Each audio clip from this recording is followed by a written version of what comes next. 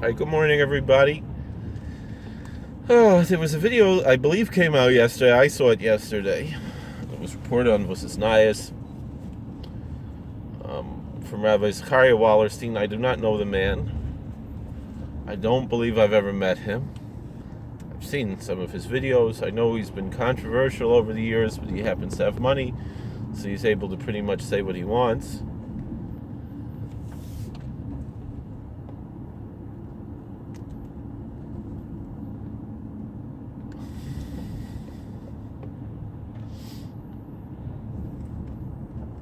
And I know, he's said that himself. I'm not saying anything that he hasn't said himself.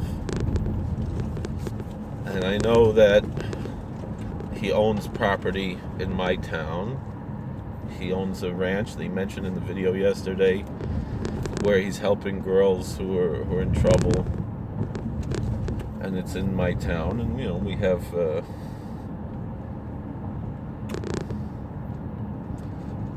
the people who work there, they come to our shul. But I thought he was more on the Hamisher spectrum. I don't know where he learned. I don't know anything about him. Now, it's a gewachster Board. Fahr dem nicht gehört, weiß nicht. I don't know anything about this man. I know he was screaming and yelling about Zumba. All right. I weiß nicht. I don't know what Zumba is, and I don't know this man. I'm talking about the Zumba was years ago. That's the first I really heard about him, and I don't even know if I really listened to that recording. But he has a name. He's famous. It's a mefursum. Rabbi Nachman talks about if someone is simply a good person, and they're a rabbi, they're rewarded, but they're not the zenish the grested tzaddik. They could be a mefursum. They could be a famous person. There's doch a mefursum. All right, that's all I know. And I have a big type to be a mefursum. Ich bin nicht kein tzaddik. Ich bin nicht kein talmid chacham. So I'm not what to talk about these things. I'm no righteous person. I'm no scholar. I'm just a guy with a phone who's driving to work. But yesterday, this video from Rabbi Wallerstein's Gesundheit, he should be well. I wish him well. The type of fear-mongering that he's presenting here is absolutely sickening. And it's also based in ignorance at best. I don't want to say that he's lying. I understand that there's a long history of this type of stuff.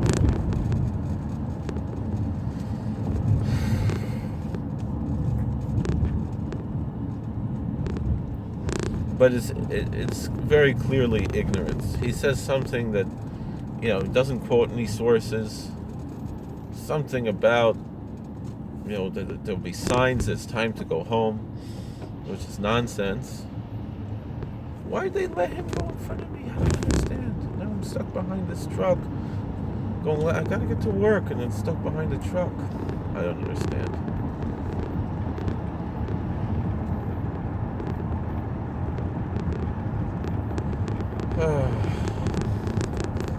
So here we are. He's fear-mongering. What is he talking about? We don't belong here. It's time to go to Eretz Yisrael. What kind of nonsense is that? And he talks about the Holocaust. Do you know what happened in the Holocaust? Do you know that all 6 million Jews could have left Europe, but the Zionists forced them to stay in Eretz Yisrael? Forced them to stay in Europe because they wanted the Jews to die so they could have the Medina after the war. Because they didn't care about saving Jews. What was the guy's name? Ben Chaim. Chaim Weizmann was the first president of the state of Israel. in the 30s, before the Holocaust happened, he wrote in Young Judea magazine that he wants all the religious Jews to die in Europe because there'll be dust on the wheels of history, and he doesn't want them to turn his Tel Aviv into a low-grade ghetto.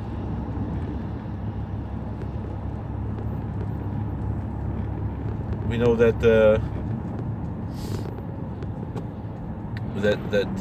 Jews could have gone even to Eretz Yisrael in those days. And what happened? So Hitler suggested, Yimach Shemai, that the Jews should go to Eretz Yisrael. And he talked to the Mufti of Jerusalem, and the Mufti said he would welcome them if they came as dhimmis, but because of the Zionists, he's afraid that they're going to, make problems. We saw what happened in 1929. All the time the Zionists would say, look, they hated us before the State of Israel. No, nothing. The problems really started, even though there were always some issues before, but I'm saying the problems really got bad in the 1890s when Herzl started talking about making a Medina.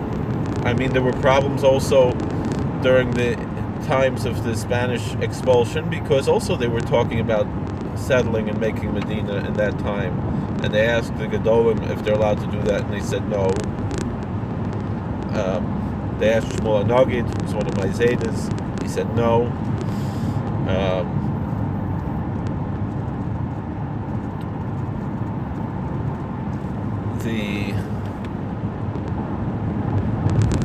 And you see what happened. That also it was even the machshava to be over on the Shavuos caused anti-Semitism. In time of Shabtai Tzvi, the same Maisa, and all the tzuras that came from that. Yimach Shemai. So. And nowadays, now that they do have their Medina, the Zionists, they do have their state. The Zionists have a state in the Holy Land, spitting in the face of God, in God's holiest place on earth. They've done such an evil thing to make a communist, atheist country in the Holy Land, where they persecute the religious Jews. But not only that, it's the most dangerous place in the world for a Jew to live. Since 1948, where did more Jews die than any other country in the world? Is in the state of Israel. It's the most dangerous place in the world to be a Jew, is the state of Israel.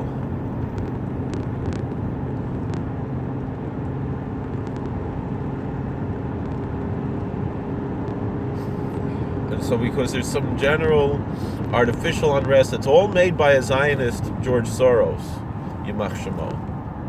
He's doing all of this. And we're supposed to kowtow to that. That's part of his plan too, to destroy our religion, to scare us into going to his country that he made. Him and his people made. The atheists made. And you're gonna and a rabbi is gonna fearmonger us into going to that place. I saw it myself. I went to Ecuador many years ago. Was on a bezdin to make several dozen Gerim converts to Judaism in Ecuador. I was asked to come. They paid for me to go. I went, sat in the bezdin. Didn't take a lot of money for it, just did it for a mitzvah. And the Zionists will say, oh, Rabbi Kolakowski's conversions, that's not good enough because he's not on our list. We don't know who he is, and he's not one of us. You have to come to Israel and have another conversion because this is not good enough.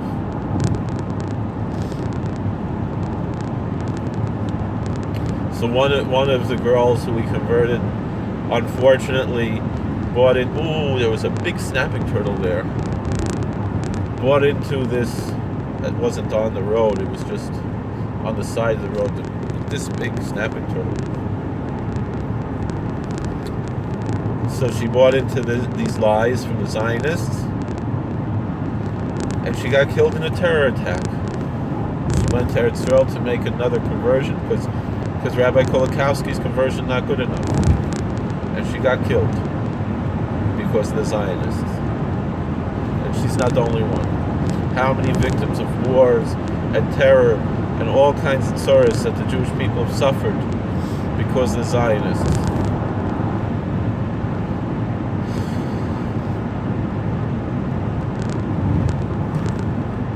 It's unconscionable, and it's sickening, and that so many people are brainwashed that a nice rabbi who's a good speaker, like Rabbi Wallerstein, who's famous, is going to go and fearmonger like this, saying, "Oh, it's time to go to Israel." No, our job is to be a light unto the nations. This is what we're here for. Our job is not to go and cloister ourselves and sequester ourselves in a little country the size of New Jersey. That's not what God wants. God put us into exile for a purpose.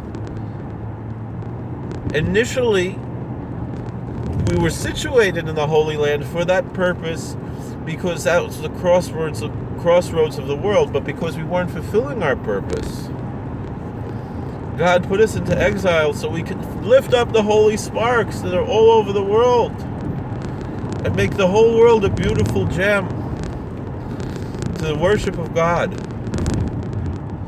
And instead, so many of us, and I'm talking about religious Orthodox Jews, grasp onto these folkish ideas, these racist ideas, and selfish, spiritually selfish ideas, and only we're there just for ourselves. We don't care about anybody else, and that's not right. Our job is to be a light unto the nations. Our job is to be a kingdom of priests and a holy people. And God put us into exile for that purpose, to lift up the sparks, to find converts, to bring the whole world to God. And instead we're being told just sit back, just go into this one country. And then what is that? Putting all your eggs in one basket. God forbid if the Iranians want to drop a bomb, what they could, chas v'sholom, what they could, God forbid, do to the Jewish people. You know, Yaakov Avinu was smart enough to split up his children so there should be a machin and nishur lefleta, and not have all of his children in one camp. He split them up. And this is God's plan for us. But we're spitting in the face of God. We're doing things like, you know, if a parent says, I want, you're grounded. So then, because you did this and that, and you didn't do this or that you're supposed to do, and I want to give you a project, I want to give you a community service project, this is your punishment, and then you're maybe halfway through it, and you say, you know, Mom, I learned my lesson, I don't have to do this anymore. What's going to happen? Your punishment's going to be twice as long. You know, the Torah tells us.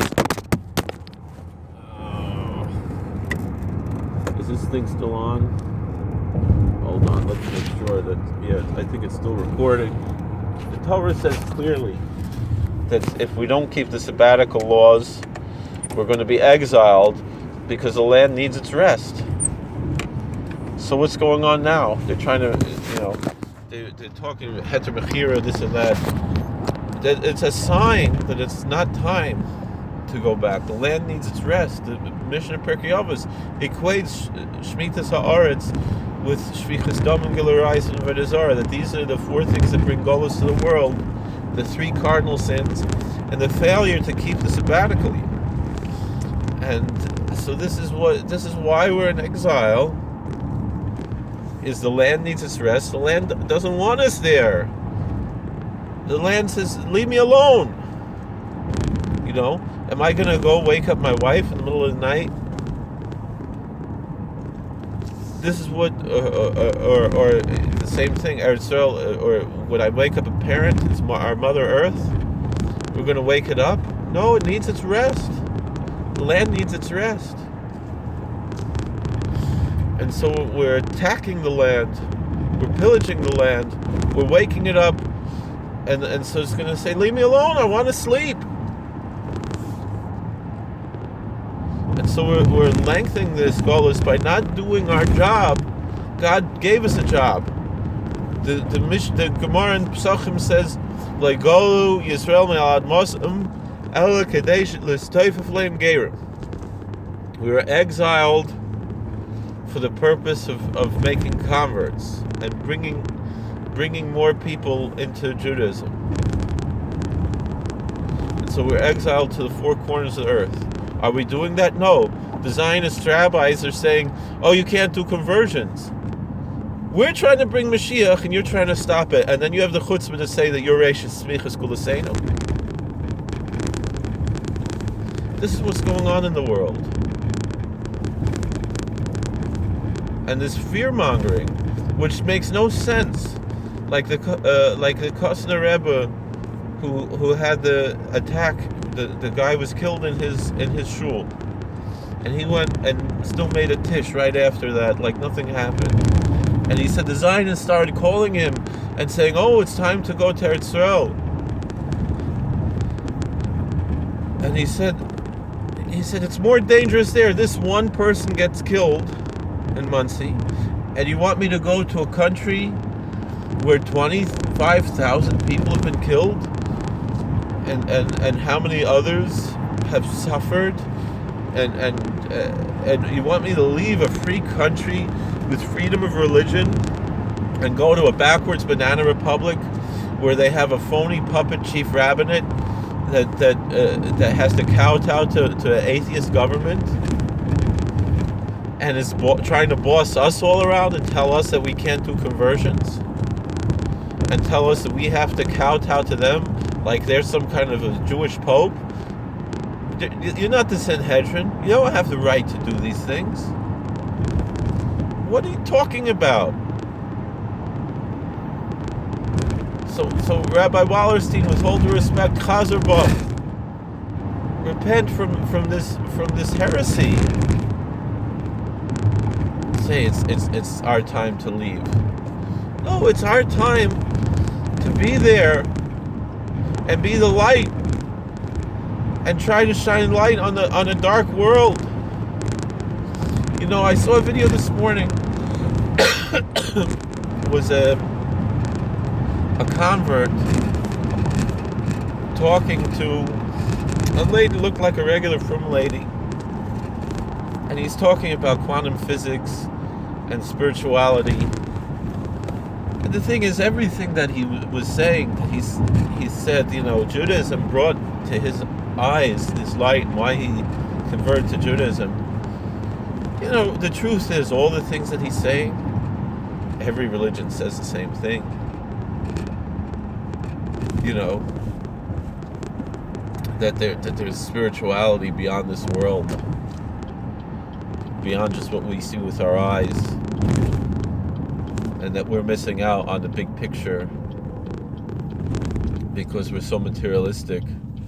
You're going to find that same message wherever you go, whether it's the Buddhists, whether it's the Wiccans, and of course the Christians and the Muslims. We all share these ideas.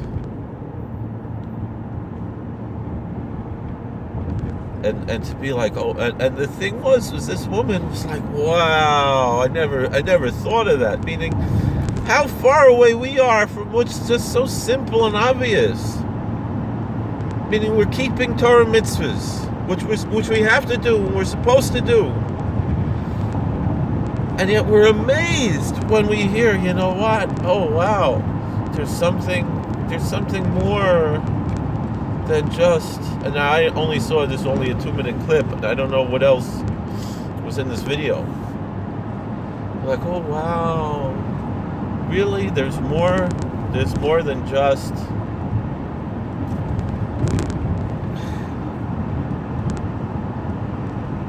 what we see. Of course there's more. what are you keeping Torah mitzvahs for if you know if these things are just obvious? And the thing is, that's the point. That's like what Rabbi Nachman says. We have to be like little children.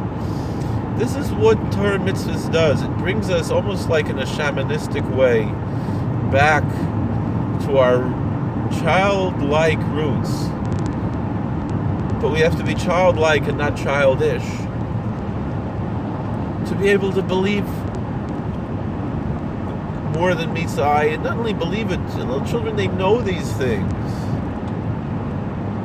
But so often, even the children themselves lose out on this because of the influences of the secular world. But we can't be, the thing is, so many of the frum people are like, America is so rotten, this and that. We have to go to Israel. No. First of all, you live in New York City, and New York City is rotten. And all the cities are rotten. And you have to get back to outside of these cramped spaces to be able to expand your consciousness and connect to God and connect to your soul. And it's not even a big deal to do. I mean, we're so distracted, and we think that it's going to take some kind of big deal. We have to have something really major, out of this world, in order to really connect. No, we have to get back to the basics. That's what's going to bring us to recognize our spirituality. The simple beauty, like Rabbi Nachman talks about being a simple Jew, and then everyone says, so nish desai pushin tzazana pushin. It's not so simple to be a simple Jew. Meaning the simplicity is what we have to strive for. Meaning that simply you open the Blat Gemara, you learn Mishnayos, you learn Chumash and Rashi, maybe the other books of the Tanakh, maybe even once in a while you open the Zohar Kodesh, you open Kisvei Ari, and you don't have to get deep into it and it's deep intellectual. No, it's a simple devotion. And if you happen to understand something deep from it and you're inspired from it, beautiful. But approach it in a simple devotional manner. And you'll find you'll wind up catching a lot more than a lot of people who are so involved in learning the pilpul and don't even know the materials that they're making this pilpul on. They're trying to fool themselves to think they're these great intellects. Whatever. And I'm probably fooling myself thinking that they're not. I don't know. That's the one thing Satmar Rav said. He said, all the rabbis say everyone else is wrong and only I'm right. And Satmar Rav said, I agree everyone else is wrong, but I'm also wrong. But when we attach that type of simplicity and that simple devotion, meaning that's why Satmar Rav, he said, why are you learning only one daf a day? Daf yomi. He said, I learned 14 daf today. What does that mean? Some people say, well, that was the Satmar Rav. The Satmar Rav could learn 14 blot a day. We can't do that. That's not true. That's not true. If you think you can't learn 14 blot Gemara a day, you're not learning the right way. You're taking it too deep to the point where you're not seeing the forest through the trees. And I don't learn 14 blot Gemara a day, but I learn 2.5 blot a day. And sometimes more. I've had days when I learned 10 blot.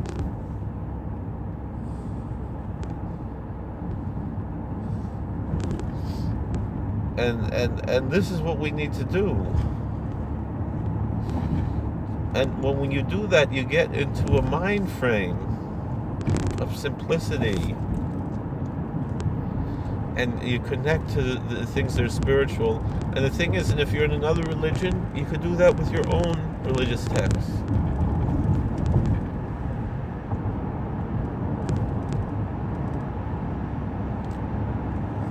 And or whatever devotions that you're involved in. But bring those things into life. Meaning you can learn 14 blot Gemara in 2 hours. The only reason why I'm not learning 14 blot a day is because I don't have that much time to learn. But I chaperine. A little bit here, a little bit there, 2.5 blot a day, which I should be doing now, but I want to talk to you all because I think it's important. You know, you think you're going to get up and go to Eretz Yisrael and everything's going to be great. And how many people are miserable there? The answer is not, I think it was Shlomo Karliner, maybe it was Baron Karliner, one of the Karliner rabbis.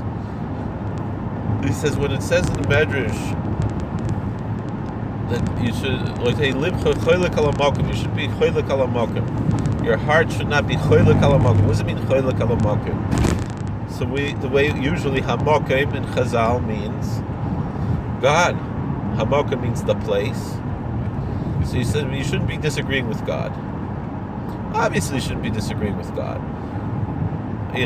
So what's this about? So then the Karliner Rebbe, my Rebbe, Kal Rebbe Shlita, always brings this up. That when it says you shouldn't be choylek al hamakom, we should translate in a simple way. Not that it's you shouldn't be arguing with God. Of course you should be arguing with God. That goes without saying. But you shouldn't be disagreeing with your place wherever you are right now. So many people, they think, I can't serve God where I am. I have to get up and move to Muncie. I have to move to Borough Park, and there I could be a real chassid. I'm talking about Jewish people, Bali Tshuva, Gerim. They think like that. I have to pick up, even people, they live in Kew Gardens Hills, and they think, or they live in Woodmere, and they think, oh, Borough Park, that's the real thing. No. And we're just imitating Borough Park. No. In Kew Gardens Hills, you have Rabbi Olbaum, you have Rabbi Friedman. They're just as much the real deal as any Rebbe in Borough Park. And Rabbi Steinberg is just as much the real deal as any Rav in Flatbush. And in Woodmere, whatever Rabbanim you have in the 5 towns, they're the real deal. Just and more than and 100%. It's nice once in a while, especially when you're a bacher, to go make someone a pilgrimage. Go spend a Shabbos in Tush or in Square or in Borough Park or Williamsburg or Monroe or Muncie, whatever. Experience something a little different. But in the end, what you find out is all the same. You can make a Shabbos in Idaho Falls that's just as holy as the Shabbos in Kiryas Joel.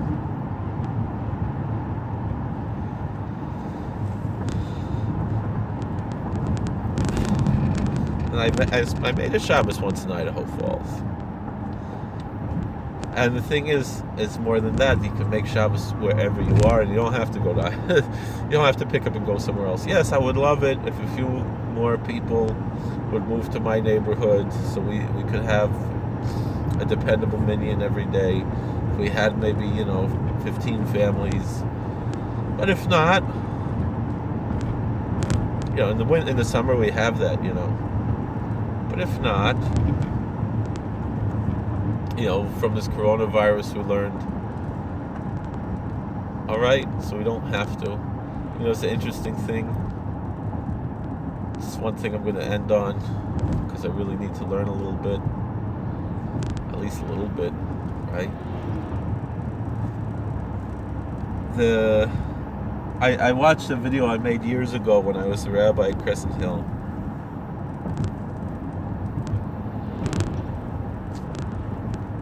Rock Hill, and I was talking about complaining in this week's Parshas Baloscha talks about kvetching, complaining.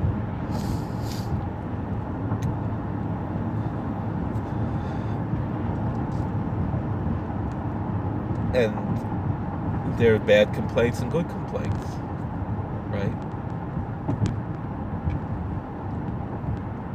You know, and on one hand, the people are complaining, like I started with, why don't I have a monster bash, right? And that's really a bad complaint. Why don't, Tain Lanu Basar, give us meat, right? When you have the mun, which according to Chazal, I guess, even though not everyone agrees, it can taste like whatever you want, right?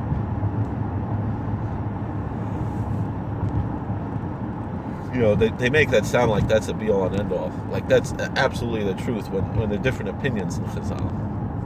But with that, let's go by that opinion. And you're complaining, Tain Lanu Basar.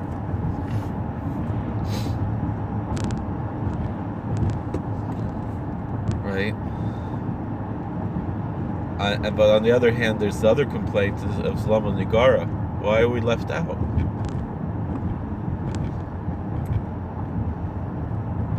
Why are we left out? And so, we wanted to have a big levaya for the Novominsker Rebbe. Why are we left out? We wanted to daven for minyan. Lama Nigara, why are we being left out? Lama Nigara.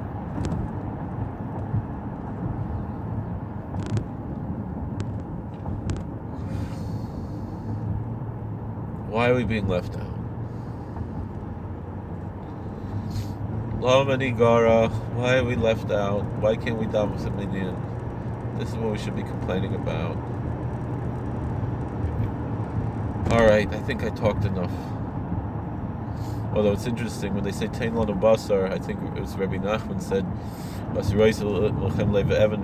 Lechem Lev Basar. Remove from us this heart of stone and give us a heart of flesh. Right? That's what it means. Give us meat. Give us a heart of flesh.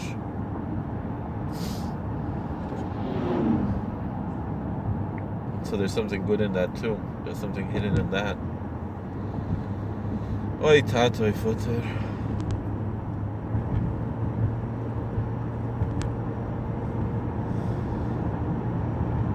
So we have to, but the thing is, we have to learn to yearn and strive. And the thing is, even if we don't get it, at least we should want it. I used to teach a lot. You are wherever your thoughts are. If you're in a situation where you can't do something, at least think about that you wish you could do it, meaning something good. And we're so far from that. We're mamish in the state of Lev Evan, we need a Lev Basar. And we think if only we're going to get up and move somewhere else, then it'll be good. No, you're missing out on the point of everything. You think, and it's not only with where you live. People think of, if I had a different job, if I had a different family, if I had a different this, if I had a different that. We have only one God. That's one of the benefits of monotheism, is that we can't really complain too much. Meaning when the pagans and the heathens went under middlemen, so they're going to complain to the God of rain and the God of the sun and the God of this and the God of that. But our God is just one God, and so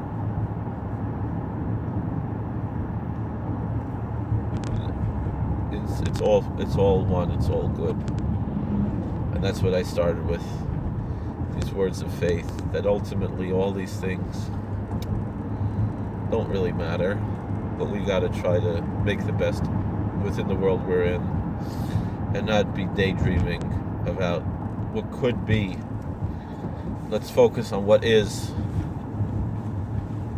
and these if type of things.